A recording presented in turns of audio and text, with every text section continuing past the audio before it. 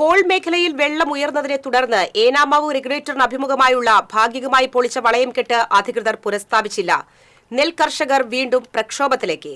മഴയിൽ റെഗുലേറ്ററിന് മുന്നിലുള്ള ഫേസ് കനാലിൽ ജലനിരപ്പ് ഉയരുകയും കോൾ ബണ്ടുകൾ തകരുന്ന സ്ഥിതിയാവുകയും ചെയ്തതോടെയാണ് ജില്ലാ കളക്ടറുടെ നിർദ്ദേശപ്രകാരം വളയം ബണ്ടിന്റെ മധ്യഭാഗം ഭാഗികമായി പൊളിച്ചു മാറ്റിയത്. റെഗുലേറ്ററിന്റെ 3 ഷട്ടറുകൾ തുറക്കുകയും ചെയ്തിരുന്നു. മഴ മാറി ജലനിരപ്പ് താഴ്ന്നാൽ കോൾ മേഖലയിലേക്ക് ഉപ്പുവെള്ളം കടക്കാൻ സാധ്യതയുള്ളതിനാൽ ജലസേചന വകുപ്പ് ഉദ്യോഗസ്ഥരോട് ജാഗ്രത പുലർത്താനും കളക്ടർ നിർദ്ദേശം നൽകിയിരുന്നു. എന്നാൽ വളയംകെട്ട് പുനഃസ്ഥാപിക്കുന്ന കാര്യത്തിൽ അധികൃതരുടെ ഭാഗത്തുനിന്നും കടുത്ത അനാസ്ഥയാണ് ഉണ്ടാകുന്നതെന്ന് നെൽ കർഷകർ പരാതിപ്പെട്ടു. 2.5 മീറ്ററോളം നീളത്തിലാണ് വളയംകെട്ട് പുനഃസ്ഥാപിക്കാനുള്ളത്. ശക്തമായ വേലിയേറ്റത്തിൽ സമീപ പ്രദേശത്തെ കോൾപ്പാടങ്ങളിലേക്ക് ഉപ്പുവെള്ളം കയറിയതായി കർഷകർ പറയുന്നു. ഫേസ് കനാലിലെ ജലനിരപ്പ് 1 മീറ്ററായി നിലനിർത്തണമെന്നിരിക്കെ ഇപ്പോൾ 50 സെന്റിമീറ്ററിൽ താഴെ മാത്രമാണ് ജലനിരപ്പ്. വിവിധ പാടശേഖരങ്ങളിലെ 10,000 ഏക്കർ നെൽകൃഷി നാശത്തിന്റെ വക്കിലാണ്.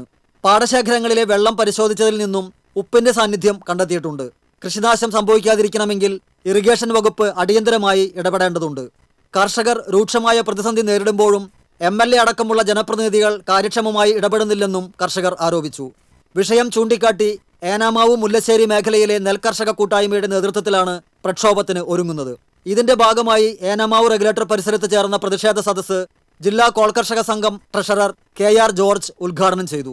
മേഖലാ കർഷക കൂട്ടായ്മ ചെയർമാൻ P പരമേശ്വരൻ അധ്യക്ഷനായിരുന്നു. TCV news, Pavaratty.